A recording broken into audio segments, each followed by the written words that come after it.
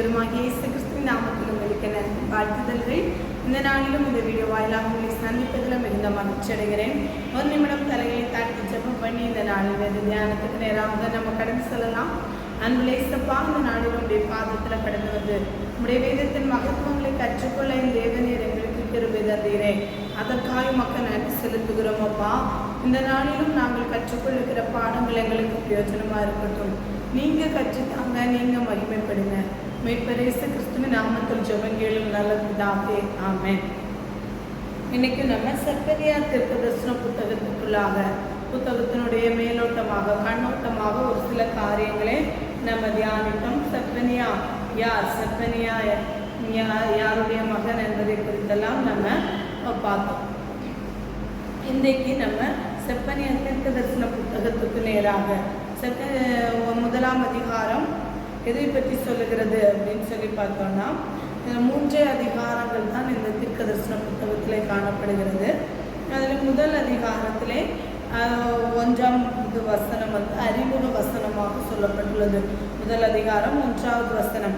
அதே போன வாரத்திலே பார்த்தோம், ஆமோனின் புத்திரனாகிய யோசியா என்னும் யூத ராஜாவின் நாட்களிலே எஸ்கியாவின் குமாரனாகிய அமரியாவின் குமாரனான கெதலியா என்பவனுடைய மகனாகிய கூசின் குமாரன் செப்பனியா அப்படின்னு சொல்லி 4 தலைமுறையின் விளக்கம் கொடுக்கப்பட்டதான ஒரு தீர்க்கதரிசி அப்படின்னு சொல்லி இந்த தீர்க்கதரிசியை குறித்து நம்ம போன வாரத்தில் தியானித்தோம்.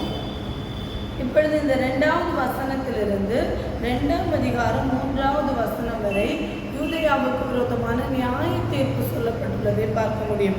2வது வசனத்திலிருந்து 2ஆம் அதிகாரம் 3வது வசனம் வரையிலும் ஒரு சில நியாய தீர்ப்புகள் சொல்லப்பட்டிருக்கிறதை பார்க்க முடியும். அதில் 2-3 வசனங்களில் உலகம் அனைத்துக்குமான நியாய தீர்ப்பு. இந்த முதலாம் அதிகாரத்திலே முக்கியமாக செப்பனியா சொல்லுகிற ஒரு காரியம், கர்த்தருடைய நாளை குறித்து. ஆண்டவருடைய நாள் ஒன்று வரும், அந்த நாள் எப்படி இருக்கும், அந்த நாளில் எப்படிப்பட்ட நியாய தீர்ப்பு உண்டாகும் அப்படின்னு சொல்லி ரொம்ப அழுத்தமாக சொல்லியிருப்பார். கர்த்தருடைய நாளை குறித்து ஆமோஸ், ஒபதியா, யோவேல், எசேக்கியேல் இவர்களெல்லாம் கர்த்தருடைய நாளை குறித்து தீர்க்க தரிசனம் சொல்லியிருக்கிறார்கள். ஆனால் இவர் கொஞ்சம் முக்கியத்துவப்படுத்தி கர்த்தருடைய நாளை பல கோணங்களிலே விவரித்து சொல்லியிருப்பார். 2வது வசனத்திலும் 3ஆம் வசனத்திலும் தேசத்தில் உண்டானதை எல்லாம் முற்றிலும் வாரிக்கொள்வேன். என்னுடைய நாள் ஒரு நாள் வரும், அன்றைக்கு நான் தேசத்தில் உண்டானதை எல்லாம் முற்றிலும் வாரிக்கொள்வேன் என்று கர்த்தர் சொல்கிறார். மனுஷரையும் மிருக ஜீவங்களையும் வாரிக்கொள்வேன். நான் ஆகாயத்து பறவைகளையும் சமுத்திரத்து மச்சங்களையும் இடறுகிறதற்கு ஏதுவானவைகளையும் துன்மார்க்கரோடே கூட வாரிக்கொண்டு தேசத்தில் உண்டான மனுஷரை சங்காரம் பண்ணுவேன் என்று கர்த்தர் சொல்லுகிறார். எப்படி நோவாவின் நாட்களிலே நடந்ததோ அப்படியே மனுஷகுமாரன் வரும் நாட்களிலும் நடக்கும் என்று நம்ம வேதத்தில் பார்க்கிறோம். அதே போல நோவாவின் நாட்களில் எப்படி ஆண்டவர் தேசத்தில் உண்டானதை எல்லாவற்றையும் வாரிக்கொண்டாரோ அதே போலதான் மனுஷரையும் மிருக ஜீவன்களையும் வாரிக்கொள்வேன். நான் ஆகாயத்து பறவைகளையும் சமுத்திரத்தின் மச்சங்களையும் இடறுகிறதற்கு ஏதுவானவைகளையும் துன்மார்க்கரோடே கூட வாரிக்கொண்டு தேசத்தில் உண்டான மனுஷரை சங்காரம் பண்ணுவேன் என்று கர்த்தர் சொல்கிறார். கர்த்தருடைய நாள் ஒரு நாள் வரும், அன்றைக்கு இப்படிப்பட்ட அழிவுகள் எல்லாம் வரும். அதற்கு முன்பாக ஆண்டவர் எக்காலம், அதாவது மத்திய வானத்திலே தம்முடைய சபையை சேர்த்துக் கொள்ளும்படியாக கடந்து வருவார். இந்த நாளுக்கு தப்பித்துக் கொள்ள வேண்டுமானால் நாம் என்ன செய்ய வேண்டும்? அந்த நாளிலே ஆண்டவரோடு எடுத்துக்கொள்ளப்பட வேண்டும். அதற்கு பின்னாக நோவாவின் காலத்தில் எப்படி நடந்ததோ அப்படியே மனுஷகுமாரன் வரும் நாட்களிலும் நடக்கும் என்று சொன்ன வார்த்தை இனி ஆண்டவருடைய நாள் ஒரு நாள் வரும், அன்றைக்கு உபதேசத்தில் உண்டானது எல்லாவற்றையும் நான் வாரிக்கொள்ளுவேன் என்ற ஒரு தீர்க்க தரிசன வார்த்தையோடு தான் செப்பனியா இந்த தீர்க்க தரிசன செய்தியை துவங்குகிறார். இப்படி சொல்லிவிட்டு 4லிருந்து 18வது வசனம் வரை பார்க்கும்போது யூதேயா தேசத்துக்கான நியாய தீர்ப்பு.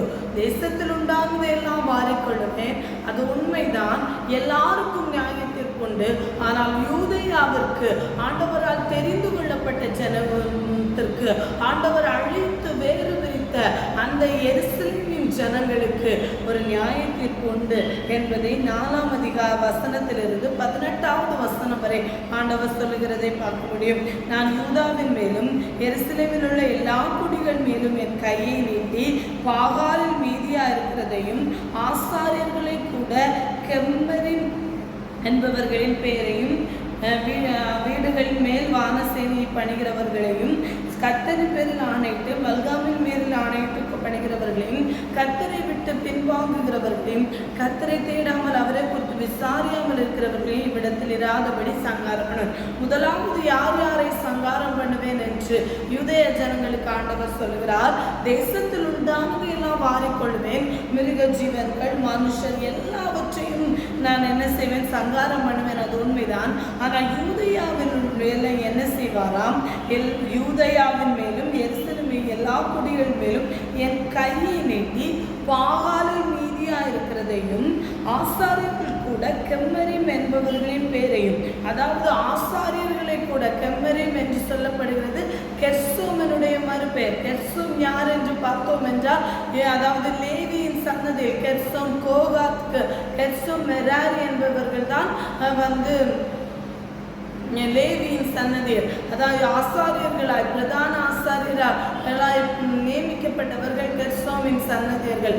அவர்களையும் நான் என்ன செய்வேன், கெம்மரிம் என்பவர்களையும் வீடுகள் மேல் வானசேனையை பணிகிறவர்கள் மேலும் கர்த்தர் பேரில் ஆணையிட்டு மல்காமின் பேரிலும் ஆணையிட்டு பணிகிறவர்கள். கர்த்தரையும் சேவிக்கிறேன், மல்காமை, அதாவது முதலாவது வசனத்துல பாகாலுக்கு பணியிடுகிறவர்களை மட்டுமல்ல, பாகாலுக்கு பணிவிடை செய்து கொண்டு ஆண்டவருக்கும் ஆராதனை செய்கிறேன் என்று சொல்கிற ஆசாரியர்களையும், அது கெர்சோமினுடைய வம்சத்தில் வந்தாலும் அவர்களையும் நான் சங்கரிப்பேன் சொல்லிட்டு இந்த இடத்துல கர்த்தர் பேர்ல ஆணையிடுவேன். நான் எனது மல்காம் என்பதற்கு அதாவது வேற்று தெய்வத்தை குறித்து சொல்லப்படுகிறது.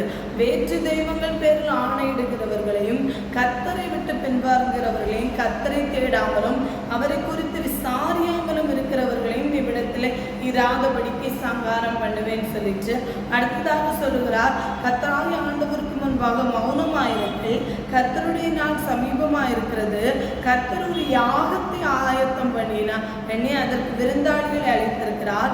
கர்த்தருடைய யாகத்தின் நாளிலே நான் அதிபதிகளையும் ராஜகுமாரரையும் மறுதேசத்து வஸ்திரம் தருகிற யாவரையும் தண்டிப்பேன். ஒரு கர்த்தருடைய நாளிலே இதெல்லாம் நடக்கும். கர்த்தருடைய நாளை குறித்து நிறைய பதங்களிலே இந்த செப்பனியா சொல்கிறதை பார்க்க முடியும். முதலாவது கர்த்தருடைய நாள் என்று சொன்னார். இப்பொழுது கர்த்தருடைய யாகத்தின் நாள் என்று சொல்லுகிறதை பார்க்க முடியும். அந்த நாளிலே அதிபதிகளையும் நான் விட போறதில்லை, ராஜகுமாரரையும் விடப்பட போறதில்லை, விருந்தாளிகளையும் விடப்படுவதில்லை. அடுத்ததாக சொல்லுகிறதை பார்க்க முடியும். அடுத்ததாக 9வது வசனத்திலே வாசற்படியை தாண்டி கொடுமையினாலும் வஞ்சகத்தினாலும் தங்கள் எஜமான்களின் வீடுகளை நிரப்புகிற யாவரையும் அந்த நாளிலே தண்டிப்பேன். கொடுமை செய்கிறவர்கள், வஞ்சகம் செய்கிறவர்கள் எல்லாரையும் நான் தண்டிப்பேன். அந்நாளிலே நீர் வாசலிருந்து கூக்குரலின் சத்தமும் நகரத்தின் 2ஆம் பாகத்தில் அலறுதலும் மேடுகளிலிருந்து மகா சங்காரத்தின் இறைச்சலும் உண்டாயதும் என்று சொல்லுகிறார். அன்றைய கர்த்தருடைய யாகத்தின் நாள் ஒரு நாள் வரும். அன்றைக்கு அலறுதலும் கூக்குரலும் உண்டாகும். அதற்கு முன்பாக தப்பித்து ஆண்டவருடைய வருகையிலே எடுத்துக்கொள்ளப்பட வேண்டும் என்கிற வாஞ்சையோடு இந்த உலகத்திலே வாழ ஆண்டவர் நமக்கு கிருபை தருவாராக. அந்த நாள் எப்படி இருக்குமாம், கூக்குரலின் சத்தம், அலறுதலும் மகா சங்காரத்தின் இறைச்சலும் உண்டாகுமாம். கூக்குரல் சத்தம் உண்டாகும், அலறுதல் உண்டாகும், மகா சங்காரத்தின் இறைச்சல் உண்டாகுமாம்.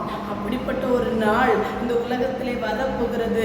நோவாவின் காலத்தில் எப்படி இருந்திருக்கும் இல்ல, ஜலப்பிள்ளை வந்து எல்லாரையும் வாரிக்கொண்டு போகும் மட்டும் அவர்கள் உணராதிருந்தார்களே, அதே போல உணர்வில்லாமல் வாழ்ந்து கொண்டிருக்கிற நம்மை பார்த்தும் ஆண்டவர் சொல்லுகிற காரியம் அப்படி ஒரு நாள் வரும்.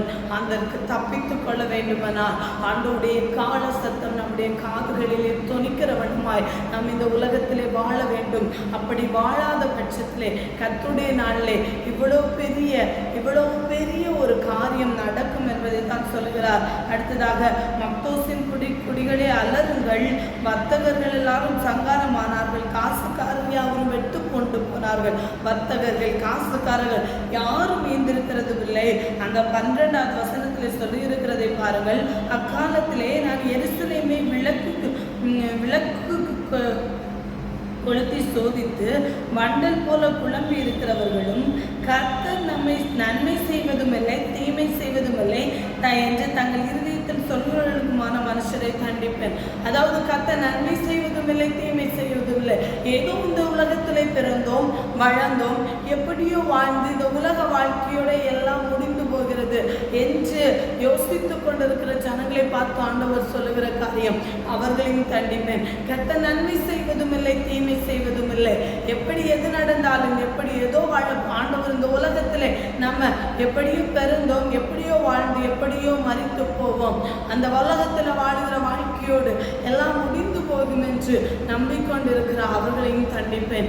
இல்ல, மறுவாழ்வு ஒன்று உண்டு என்பதை ஆண்டவர் இடத்திலே சொல்லுகிறதை பார்க்க முடியும். அவர்களுடைய ஆஸ்தி கொள்ளையாகும், அவருடைய வீடுகள் பாழாய் போகும். அவர்கள் வீடுகளை கட்டியும் அவைகளில் குடியிருக்க மாட்டார்கள். அவர்கள் திராட்சை தோட்டங்களை நாட்டியும் அவைகளின் பழரசத்தை குடிப்பதும் இல்லை. கர்த்தருடைய பெரிய நாள் சமீபத்திருக்கிறது. முதலாவது கர்த்தருடைய நாள் என்று சொன்னார், அடுத்த கர்த்தருடைய யாகத்தின் நாள் என்று சொன்னார், இப்பொழுது கர்த்தருடைய பெரிய நாள் சமீபித்திருக்கிறது அப்படின்னு சொல்லியிருக்கிறதை பார்க்க முடியும். அது கிட்டி சேர்ந்து மிகவும் தீவிரித்து வருகிறது.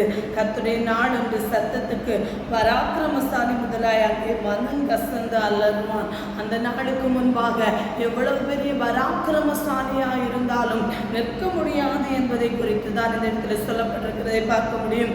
அடுத்ததாக 15வது வசனத்திலே அது அந்த நாளை குறித்து சொல்லப்பட்டிருக்கிறதை அந்த நாள் உக்கிரத்தின் நாள், அது இக்கட்டும் இடுக்கமுமான நாள், அது அழிவும் பயங்கர பாழ்கடிப்புமான நாள், அது இருளும் அந்தகாரமுமான நாள், அது மப்பும் மந்தாரமுமான நாள். ஒரே வசனத்திலே கர்த்தருடைய நாள் எப்படி சொல்லப்படாது? உக்கிரத்தின் நாள், அது இக்கட்டும் இடுக்கமான நாள், அது அழிவும் பாழ்கடிப்புமான நாள், அது இருளும் அந்தகாரமான நாள், அது மப்பும் மந்தாரமும் நாள். அது அரணிப்பான நகரங்களுக்கும் உயரமான கொத்தளங்களுக்கும் விரோதமாக எக்காலம் ஊதுகிறதும் ஆர்ப்பரிக்கிறதுமான நாள். அந்த நாள் எப்படியாம்? அது அரணிப்பான நகரங்களுக்கும் உயரமான கொத்தளங்களுக்கும் விரோதமாக எக்காலம் ஊதுகிறதும் ஆர்ப்பரிக்கிறதுமான நாள். ஒரு அரணிப்பை வைத்து நான் பாதுகாப்பாக இருக்கிறேன், உயரமான இடத்திலே வாசஸ்தலத்திலே உயரமான இடத்திலே நான் வாசமாக இருக்கிறேன், என்னை எதுவும் அசைக்க முடியாது என்று சொல்லுகிறவர்களுக்கு விரோதமாய் எக்காலம் ஊதி ஆர்ப்பரிக்கிறதுமான நாள் என்று சொல்லப்படுகிறது போக முடியும்.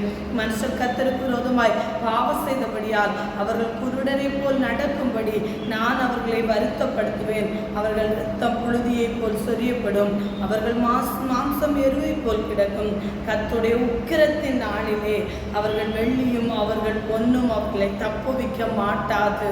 அவருடைய எரிச்சலின் அக்கினியினாலே தேசமெல்லாம் அழியும், தேசத்தின் குடிகள் எல்லாம் சடுதியாய் புறமாகும் பண்ணுவார். கர்த்தருடைய உக்கிரத்தின் நாளிலே அவர்கள் வெள்ளியும் அவர்கள் பொன்னும் அவர்களை தப்பிக்க மாட்டாது.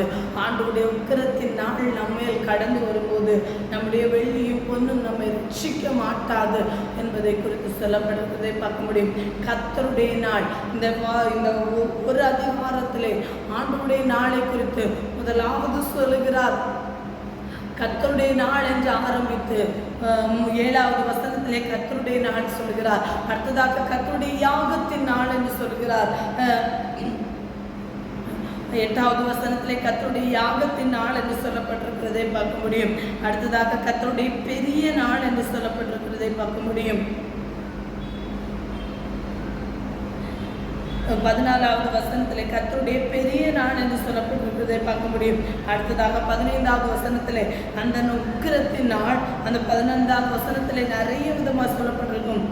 இக்கட்டும் இடுக்கமான நாள், அழிவும் பாழ்கடிப்புமான நாள், இருளும் அந்தகாரமான நாள், மப்பும் மந்தாரமான நாள்.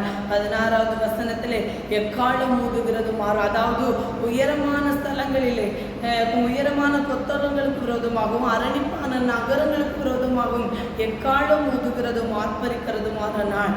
கடைசியாக கர்த்தருடைய உக்கிரத்தின் நாளிலே வெள்ளியும் பொன்னும் நம்மை ரட்சிக்காது என்பதை குறித்து செப்பனியா சொல்லியிருக்கிறதை பார்க்க முடியும். கர்த்தருடைய நாள் ஒன்று உண்டு, அது சமீபமாக இருக்கிறது.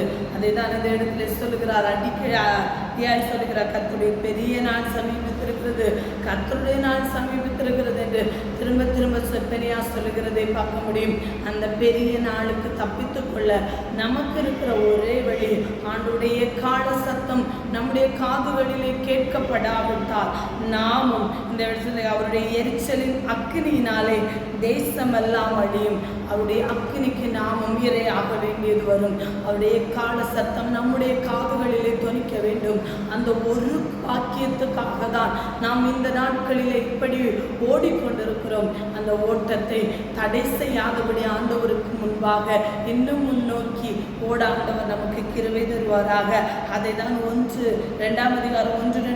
வசனங்களிலே எருசலேமுக்கு அறைகூவல் விடுகிறார். மனம் திரும்பும்படியாக விரும்பப்படாத ஜாதியே, கட்டளை பிறக்கும் முன் பதரை போல நாள் பறந்து போகும் முன்னும் கர்த்தருடைய உக்கிர கோபம் உங்கள் மேல் இறங்கும் முன்னும் கர்த்தருடைய கோபத்தின் நாள் உங்கள் மேல் வரும் முன்னும் நீங்கள் உங்களை உயித்து ஆராய்ந்து சோதியுங்கள். அதை தான் அந்த இடத்துல விரும்பப்படாத ஜாதியை இன்றைக்கு ஆண்டவர் விரும்பி ஆண்டவர் அரவணைத்து கொண்டு வந்த இஸ்ரவேல் ஜனங்களை பார்த்து செப்பனியாவின் தீர்க்கதரிசன செய்தி என்ன?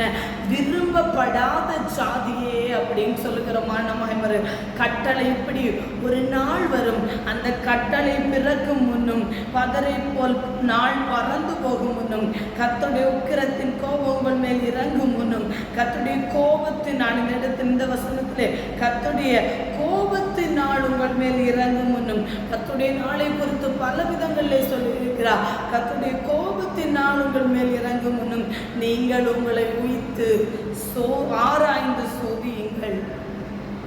நம்மை இன்றைக்கு உயித்து ஆராய்ந்து சோதித்தறிவோமா? ஆண்டவருடைய நாள் எப்பொழுது நம்முடைய வாழ்க்கையில கடந்து வரும் என்பது தெரியாது. விரும்பி ஆண்டவரால் ஏற்றுக்கொள்ளப்பட்ட ஆண்டவர் பல ஜாதிகள் மத்தியிலிருந்து ஆபிரகாமை அழைத்து வேறு விரித்து அவன் சந்ததி ஆண்டவர் பலுகி பெருக வைத்து அவருடைய விரும்பின ஜாதியாக அவருடைய சொந்த ஜனமாக அவர்களை ஏற்றுக்கொண்டிருந்தார். இன்றைக்கு விரும்பப்படாத ஜாதியே அப்படின்னு சொல்லப்படுகிற அளவுக்கு அவர்களுடைய பாவங்கள் மாறி போயிருக்கிறதை பார்க்கிறோம். அதை தான் இந்த இடத்துல சொல்லுகிற நீங்கள் உங்களை உயித்து ஆண்டவருடைய நாள் சமீபித்திருக்கிறது. அது கடந்து வருகிறதுக்கு முன்பே நீங்கள் உங்களை உயித்து ஆராய்ந்து சோதிங்கள். தேசத்தில் உள்ள எல்லா சிறுமையானவர்களே, கர்த்தருடைய நியாயத்தை நடப்புகிறவர்களே, அவரை தேடுங்கள், நீதியை தேடுங்கள், மனத்தாழ்மையை தேடுங்கள். அப்பொழுது ஒருவேளை கர்த்தருடைய கோபத்தின் நாளை மறைக்கப்படுவீர்கள். கர்த்தருடைய கோபத்தின் நாளிலே ஒருவேளை மறைக்கப்படுவதற்காக கர்த்தருடைய நாள் சமீபித்திருக்கிறது. அதற்கு முன்பாக எக்கால சத்தம் நம்முடைய காதுகளிலே கேட்கும்படியாக தேசத்தில் கர்த்தருடைய நியாயத்தை நடப்பிக்கிறவர்களே, அவரை தேடுங்கள், நீதியை தேடுங்கள், மனத்தாழ்மையை தேடுங்கள். அப்பொழுது ஒருவேளை கண்டிப்பாக ஆண்டவர் செய்வாரா என்று தெரியாது.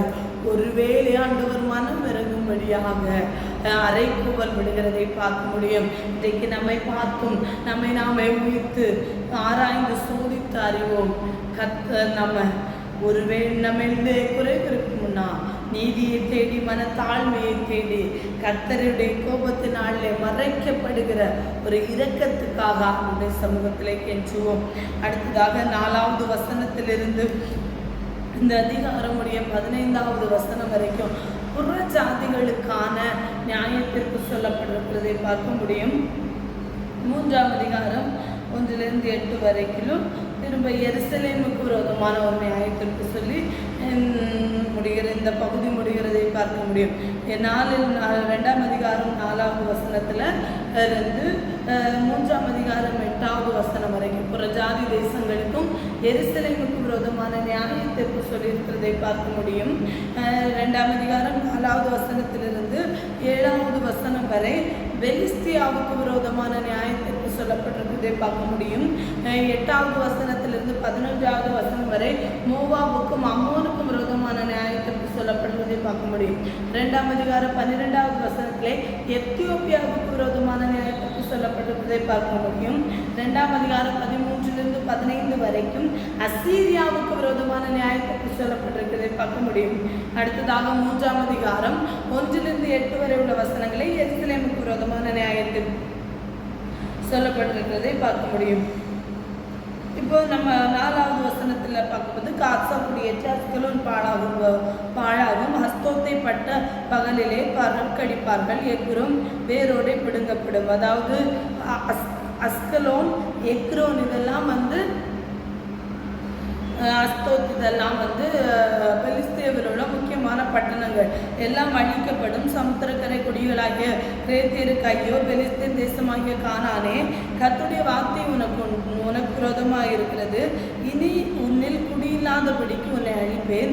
சமுத்திரக்கரை தேசம் மேய்ப்பு தங்கும் குடிகளும் ஆட்டு தொழுவங்களும் ஆகும். அந்த தேசம் யூதா வம்சத்தாரில் மீதியானவர்களின் வசமாகும். அவர்கள் அவ்விடத்தில் மந்தை மேய்ப்பார்கள். அஸ்கலோனின் வீடுகளிலே சாயங்காலத்திலே படுத்துக் கொள்வார்கள். அவர்களுடைய தேவனாகிய கர்த்தர் அவர்களை விசாரித்து அவர்கள் சிறையிருப்பை திருப்புவார். அதாவது பெலிஸ்தியாவுக்கு விரோதமான ஆண்டுடைய வார்த்தை என்ன? அதாவது யூதாவுக்கு அந்த தேசத்தை கொடுப்பேன். யூதாவின் ஆடு மேய்க்கிறவர்கள் அங்கே தங்கள் தொழுவத்தை, அதாவது அந்த இடத்துல ஆட்டு தொழுவங்களும் ஆகும் அப்படின்னு சொல்லியிருக்கிறதை பார்க்க முடியும்.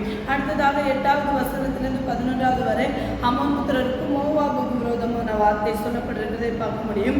மோவாப் செய்த நிந்தனையும் அம்மோன் புத்திரின் ஜனத்தை நிந்தித்து அவர்கள் எல்லையை கடந்து பெருமை பாராட்டி சொன்ன தூசணங்களை கேட்டேன். ஆகையால் மோவாப் சோதோமை போலவும் அம்மோன் புத்திரன் தேசம் குமாரவை போலும் ஆகி காஞ்சரி படரும் இடமும் உப்பு பழமாக. அதாவது மோவாவும் அம்மோன் புத்திரங்களும் இஸ்ரவேலுக்கு விரோதமாய் செய்தபடினால அவர்கள் என்னது மோவாப் சோதோமை போலவும் அம்மோன் குமாராவை போலவும் ஆகும் சொல்லி ஆண்டவன் இந்த இடத்துல சொல்லியிருக்கிறதை பார்க்க முடியும். அவர்கள் சேனுடைய கர்த்தரின் ஜனத்துக்கு விரோதமாய் பெருமைப்பட்டு அவர்கள் நிந்தித்தபடியால் இது அவர்கள் அகங்காரத்துக்கு பதிலாக அவர்களுக்கு கிடைக்கும். அவர்கள் என்ன செய்தார்கள்? இஸ்ரவேல் ஜனங்களுக்கு விரோதமாக அவர்களை நிந்தித்து பெருமை பாராட்டி அவர்களை இஸ்ரவேல் ஜனங்களை ஆண்டவர் அவர்களை அந்நிய ஜாதிகள் கையிலே ஒப்பு கொடுத்த போது அம்மோன் புத்திரரும் மோவாப் ஜனங்களும் அவர்களை நிந்தித்தபடியினால இந்த காரியம் எல்லாம் வரும். இது அவர்கள் அகங்காரத்துக்கு பதிலாக அவர்களுக்கு கிடைக்கும். கர்த்தர் அவர்கள் மேல் கொடியா இருப்பார். பூமியில் உள்ள தேவர்களை எல்லாம் மெலிந்து போக பண்ணுவார். அப்பொழுது தீவுகளில் உள்ள சகல ஜாதிகளும் அவரவர் தங்கள் ஸ்தானத்தில் அவரை பணிந்து கொள்வார்கள் அப்படின்னு சொல்லப்பட்டிருப்பதை பார்க்க முடியும். 12வது வசனம் எத்தியோப்பியாவுக்கு விரோதமாக சொல்லப்பட்டிருக்கிறது. எத்தியோப்பியராகிய நீங்களும் என் பட்டயத்தினால் கொலை செய்யப்படுவீர்கள் என்கிற ஒரே நியாயத்திற்கோடு முடிவடைகிறதை பார்க்க முடியும். 13வது வசனத்திலிருந்து 15வது வசனம் வரை அசீரியாவுக்கு விரோதமான அவர் தமது கையை வடதேசத்துக்கு விரோதமாக நீட்டி அசீரியாவை அடித்து நினிவேயை பாடும் அனாந்தரத்துக்கு ஒத்த வறட்சியுமான ஸ்தலமாக்குவார். நினிவேக்கு விரோதமாக அசீரியாவுக்கு விரோதமாக ஆண்டவருடைய நியாய தீர்ப்பை நம்ம தொடர்ந்து கற்றுக்கொண்டே வருகிறோம். அப்படிப்பட்ட நியாய தீர்ப்பு இந்த இடத்துல 13வது வசனத்திலிருந்து 15வது வசனம் வரைக்கும் சொல்லியிருக்கிறதை பார்க்கணும். 15வது வசனத்தில் நான் தான் என்னை தவிர வேறொரும் இல்லை என்று என் இருதயத்திலே சொல்லி நிர்விசாரமாய் வாழ்ந்து கழிவுந்த நகரம் இதுவே. இது பாழும் மிருக ஜீவன்களின் தாவரமாய் போய்விட்டது. அதன் வழியாய் போகிறவன் எவனை ஈசல் போட்டு தன் கையை கொட்டுவான் சொல்லி சொல்லுகிறதை பார்க்க முடியாது. அதாவது நான் தான் என்னை தவிர வேறொரும் இல்லை என்று பெரிய நகரமாக கொடி கட்டி இந்த அசீரியாவை ஆண்டவர் தகர்த்து போடுவேன்னு சொல்லுகிற வார்த்தை தான் இந்த சொல்லப்பட்டிருக்கிறதை பார்க்க முடியும். அடுத்ததாக 3ஆம் அதிகாரம் 1லிருந்து 8 வரை யூதேயாவுக்கு விரோதமான நியாய தீர்ப்பு. இடுக்கண் செய்து ஊத்தையும் அழுக்குமாய் இருக்கிற நகரத்துக்கு ஐயோ. அதாவது ஆண்டவருக்கு பிரியமா இருந்த இஸ்ரவேல் ஜனங்களை பார்த்து ஆண்டவர் சொல்லுகிற வார்த்தை எவ்வளவு கொடுமையா. முன்னால விரும்பப்படாத ஜாதியே அப்படின்னு சொல்லி கூப்பிடுகிறார். இப்ப இடுக்கண் செய்து ஊத்தையும் அழுக்குமாய் இருக்கிற எவ்வளவு கீழ்த்தரமாய் ஆண்டவர் பேசுகிற அளவுக்கு இஸ்ரவேல் ஜனங்களின் வாழ்க்கை அமர்ந்திருக்கிறது என்பதை பாருங்கள். ஊத்தையும் அழுக்குமாய் இருக்கிற நகரத்துக்கு ஐயோ. அது சத்தத்துக்கு செவி கொடுக்கவில்லை, அது கடிந்து கொள்ளுதலை ஏற்றுக்கொள்ளவும் இல்லை, அது கர்த்தரை நம்பவும் இல்லை, அது தேவனிடத்தில் சேரவும் இல்லை. அதுக்குள்ளே இருக்கிற அதன் அதிபதிகள் கெச்சிக்கிற சிங்கங்கள், அது நியாயாதிபதிகள் சாயங்காலத்தில் புறப்படுகிறதும் விடிய காலத்தில் ஒரு எலும்பை மீதியாக வைக்காததுமான நாய்கள். எவ்வளவு பெரிய வார்த்தை! அது சத்தத்துக்கு செவி கொடுக்கிறதும் இல்லை, அது கடிந்து கொள்ளுதலை ஏற்றுக்கொள்ளவும் இல்லை, அது கர்த்தரை நம்பவும் இல்லை, அது தன் தேவனிடத்தில் சேரவும் இல்லை.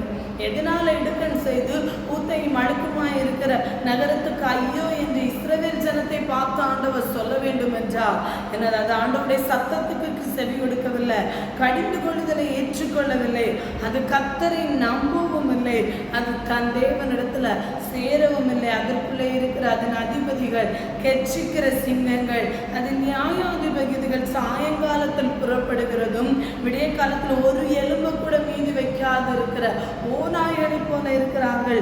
அதன் தீர்க்க தரிசிகள் வீண் பெருமையும் வஞ்சமும் உள்ளவர்கள். அதன் ஆசாரியர்கள் பரிசுத்த ஸ்தலத்தை பரிசுத்த கலச்சலாக்கி வேதத்துக்கு அநியாயம் செய்தார்கள். அதற்குள் இருக்கிற கர்த்தர் நீதி உள்ளவர், அவர் அநியாயம் செய்வதில்லை. அவர் குறைவில்லாமல் காலை தோறும் தம்முடைய நியாயத்தை விளங்க பண்ணுகிறவர். அநியாயக்காரரோ வெட்கம் அறியான். ஜாதிகளை சங்கரித்தேன், அவர்கள் துருவங்கள் பாழாயின. அதுக்குள்ள அதாவது 5வது வசனத்திலே அதற்குள் இருக்கிற கர்த்தர் நீதி உள்ளவர். இவங்க எல்லாம் அநியாயம் செய்கிறார்கள். தீர்க்கதரிசிகள் வீண் பெருமை பார்க்கிறார்கள். அசாரிகள் பரிசுத்த ஸ்தலத்தை பரிசுத்த குலைச்சலாக்கிறார்கள். ஆனால் அதற்குள் இருக்கிற கர்த்தர் நீதி உள்ளவர். அவருக்கு எப்போதும் நியாயத்தை விளங்க பண்ணுகிற கர்த்தராயிருக்கிறார். அதனாலதான் ஆண்டவர் ஜாதிகளை சங்கரித்தன, அவர்கள் துருவங்கள் பாழாயின, அவர்களுடைய வீழ்திகளில் ஒருவரும் கடந்து போகாதபடி பாழாக்கினேன். அவருடைய பட்டணங்கள் மனுஷன் இல்லாதபடி குடியில்லாதபடிக்கும் அவாந்திரையான உன் வாசஸ்தலம் நிர்மூலமாகாதபடிக்கு நீ எனக்கு பயந்து கடிந்து கொள்ளுதலை ஏற்றுக்கொள் என்று நான் அவர்களை எப்படி தண்டித்தாலும் அவர்கள் அதிகாலையில் இருந்து தங்கள் கிரியைகளை எல்லாம் கேடாக்கிறார்கள். எவ்வளவு பெரிய தண்டனையை நான் அவர்களுக்கு கொடுத்தாலும் அதை ஏற்றுக்கொள்ளாதபடி அதிகாலையில் இருந்து அவங்க கிரியைகளை கேடான கிரியைகளை செய்தார்கள் என்று சொல்கிறதை பார்க்க முடியும். ஆகையால் நான் கொள்ளையாட எழும்பும் நாள் மட்டும் எனக்கு காத்திருங்கள் என்று கர்த்தர் சொல்கிறார். என் சினமாகிய உக்கிர கோபத்தை எல்லாம் அவர்கள் மேல் சொரியும்படி ஜாதிகளை சேர்க்கவும் ராஜ்யங்களை கூட்டவும் நான் தீர்மானம் பண்ணினேன். பூமியெல்லாம் என் எரிச்சலின் அக்னியால் அழியும். பூமியெல்லாம் என் எரிச்சலின் அக்னியினால் அழியும். ஆண்டவர் அக்னியினால தேசத்தை அழிப்பேன் என்று இந்த செப்பனியா தீர்க்கதரிசினால் சொல்லியிருக்கிறதை பார்க்க முடியும். ஆண்டவருடைய நாள் கடந்து வரும்போது தேசம் அழிக்கப்படுவது அக்னியினால் இருக்கும் என்பதை இந்த செப்பனியா தெளிவாக சொல்லுகிறதை பார்க்க முடியும். அடுத்ததாக 3ஆம் அதிகாரம் 9வது வசனத்திலிருந்து 20வது வசனம் வரை கர்த்தருடைய ஜனத்தின் மீட்பும் மறுசீரமைப்பு சொல்லப்பட்டிருக்கிறதை பார்க்க முடியும். 9வது வசனத்திலிருந்து 10வது வசனம் வரை புறஜாதிகளின் ரட்சிப்பு உண்டாகும் என்பதை சொல்லப்படுகிறதை பார்க்க முடியும். அப்பொழுது ஜனங்கள் எல்லாம் கர்த்தருடைய நாமத்தை தொழுது கொண்டு ஒருமனப்பட்டு அவருக்கு ஆராதனை செய்யும்படிக்கு நான் அவர்கள் பாஷையை சுத்தமான பாஷையாக மாற பண்ணுவேன். எத்தியோப்பியாவில் ஜாதிகளுக்கு அக்கறையிலிருந்து என்னிடத்தில் விண்ணப்பம் பண்ணுகிறவர்களாகிய சிதறடிக்கப்பட்டவர்களுக்கு குமாரத்தியானவள் எனக்கு காணிக்கை கொண்டு வருவாள். அதாவது ஜனங்கள் எல்லாரும் கர்த்தருடைய நாமத்தை தொழுது கொள்ளும்படி ஒருமனப்பட்டு அவர்கள் ஆராதனை செய்யும்படி நான் அவர்கள் பாஷையை சுத்தமான பாஷையாக மாற பண்ணுவேன். ஆங்காங்கே இருக்கிற ஜனங்கள் ஒருமனப்பட்டு என்னுடைய நாமத்தை தொழுது கொள்ளும்படியாக நான் அவர்கள் பாஷையை நான் சுத்தமான பாஷையாக மாற்றுவேன். எத்தியோப்பியாவிலே நதிகளுக்கு அக்கறைந்து என்னிடத்தில் விண்ணப்பம் பண்ணுகிறவர்களாகிய சிதறடிக்கப்பட்டவர்கள் குமாரத்தியானவள் எனக்கு காணிக்கை கொண்டு வருவாள் என்று சொல்லுகிறதை பார்க்க முடியும். 11லிருந்து 20 வரை உள்ள வசனங்களே யூதர்களின் ரட்சிப்பு சொல்லி இருக்கிறதை பார்க்க முடியும். எனக்கு விரோதமாய் துரோகம் பண்ணி நீ செய்த எல்லா கிரியைகள் நிமித்தமும் அந்நாளிலே வெட்கப்படாதிருப்பாய். அப்பொழுது நான் உன் பெருமையை குறித்து கழிவுந்தவளை உன் நடுவிலிருந்து விலக்கி விடுவேன். இனி என் பரிசுத்த பர்வதத்தில் அகங்காரம் கொள்ள மாட்டாய். திரும்பவும் நான் இஸ்ரவேல் ஜனங்களை கூட்டி சேர்ப்பேன். அப்ப நீ எனக்கு விரோதமாய் செய்த எல்லா துரோகமும் பண்ணது நிமித்தம் எல்லா கிரியைகள் நிமித்தம் அந்த வெட்கப்படாதபடி என்னை என் கூட கூட்டி சேர்க்கப்படுகிற ஒரு நாள் வரும். உன் நடுவிலே சிறுமையும் எளிமையுமான ஜனத்தை மீதியாக வைப்பேன். அவர்கள் கர்த்தருடைய நாமத்தின் மேல் நம்பிக்கையாக இருப்பார்கள். இஸ்ரவேல் மீதியானவர்கள் அநியாயம் செய்வதில்லை, அவர்கள் போய் பேசுவதும் இல்லை, வஞ்சகனாவு அவர்கள் வாயில் கண்டுபிடிக்கப்படவும் இல்லை. அவர்கள் தங்களை பயப்படுத்துவார்களாமல் புசித்து படுத்திருப்பார்கள். சீயோன் குமாரத்தியே கெம்பீரித்து பாடி இஸ்ரவேலை ஆர்ப்பரியுங்கள். எருசலேம் குமாரத்தியே நீ முழு இருதயத்தோடு மகிழ்ந்து கழிவுறு. கர்த்தர் உன் அக்கிரமங்களை அகற்றி உன் சத்துருக்களை விலக்கினார். இஸ்ரவேலின் ராஜாகிய கர்த்தர் நடுவில் இருக்கிறார், இனி தீங்கை காணாதிருப்பாய். ஒரு சிறு கூட்டம் சிறியவனையும் சிறுமையும் எளிமையுமான ஜனத்தை ஆண்டவர் மீதியாக வைப்பார். அவர்கள் ஆண்டவருடைய நாமத்தின் மேல நம்பிக்கையா இருப்பாங்க. அவங்க என்ன செய்ய மாட்டாங்களா? அநியாயம் செய்ய மாட்டாங்க, பொய் பேச மாட்டாங்க, வஞ்சக நாவு அவர்களிடத்துல இருக்காது. அவங்க பயப்படுத்துவார், நாம புசித்து குடித்து நன்றாக இருப்பார்கள் சொல்லியிருக்கிறதை பார்க்க முடியும். அந்த நாளில் எருசலேமை பார்த்து பயப்படாதே என்றும் சீயோனை பார்த்தும் கையை தளரவிடாதே என்றும் சொல்லப்படும். தேவனாகிய கர்த்தர் நடுவில் இருக்கிறார், அவர் வல்லமையுள்ளவர், அவர் ரட்சிப்பார். அவர் உன் பேரில் சந்தோஷமாய் மகிழ்ந்து தம்முடைய அன்பு நிமித்தம் அமர்ந்திருப்பார். அவர் உன் பேரில் கம்பீரமாய் களி கூறுவார். உன் சபையின் மனுஷராயிருந்து பண்டிகை ஆசரிப்பில்லாமையால் உண்டான நிந்தனை சஞ்சலப்பட்டவர்கள் நான் ஏகமாய் கூட்டிக் கொள்வேன். இதோ அக்காலத்தில் உன்னை சிறுமைப்படுத்தின யாவரையும் தண்டிப்பேன். நொண்டியானவனை ரட்சித்து தள்ளுண்டவனை சேர்த்துக் கொள்வேன். அவர்கள் வெட்கம் அனுபவித்த சகல தேசங்களிலும் அவர்கள் புகழ்ச்சியும் கீர்த்தியும் உண்டாக செய்வேன். அக்காலத்திலே உங்களை கூட்டிக் கொண்டு வருவேன், அக்காலத்திலே உங்களை சேர்த்துக் கொள்வேன். உங்கள் கண் காண நான் உங்கள் சிறையிருப்பை திருப்பும் போது பூமியில் உள்ள சகல ஜனங்களுக்குள்ளும் நான் உங்களை கீர்த்தியும் புகழ்ச்சியுமாக வைப்பேன். எல்லாரையும் சேர்த்துக் கொடுக்கிற ஒரு நாள் வரும். இன்றைக்கு சிதறடிக்கப்பட்டிருக்கிற இஸ்ரவேல் ஜனங்களை சேர்த்துக் கொள்கிற ஒரு நாள் வரும். உங்களை கீர்த்தியும் புகழ்ச்சியுமாக வைப்பேன். சிறுமையும் எளிமையுமான ஜனத்தை தள்ளாத தேவன் இஸ்ரவேல் ஜனங்களை ஆண்டவர் சிதறடித்தாலும், இஸ்ரவேல் ஜனங்களுக்கு விரோதமாக ஆண்டவர் அநேக காரியங்களை செய்திருந்தாலும், ஒரு சிறு கூட்டம் சிறுமையும் எளிமையுமான ஜனங்களை ஆண்டவர் நீதியாக வைத்தார். அவர்களை ஆண்டவர் அவர்களுடைய கீர்த்தி எப்படி இருக்கும் என்று சொல்லப்பட்டிருக்கின்றார். பூமியில் உள்ள சகல ஜனங்களுக்குள்ளும் நான் உங்களை கீர்த்தியும் புகழ்ச்சியுமாக வைப்பேன்.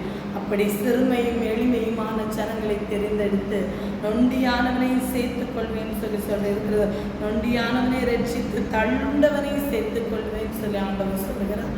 இஸ்ரவேல் ஜனங்களை ஆண்டவர் தண்டிப்பது உண்மை, ஆனாலும் அதில் இருக்கிற ஒரு சிறு கூட்டம் ஆண்டவரை மாத்திரம் பற்றி கொண்டு எது என்ன நடந்தாலும் ஆண்டவர் தான் எங்களுக்கு எல்லாம் என்று பற்றி கொண்டிருக்கிற ஜனங்களை எக்காலத்திலும் நான் என்ன செய்ய மாட்டேன், கைவிட மாட்டேன் என்பதுதான் ஆண்டவருடைய இந்த செப்பனியா போல ஆண்டவர் சொல்லுகிற தீர்க்கதரிசன வார்த்தை.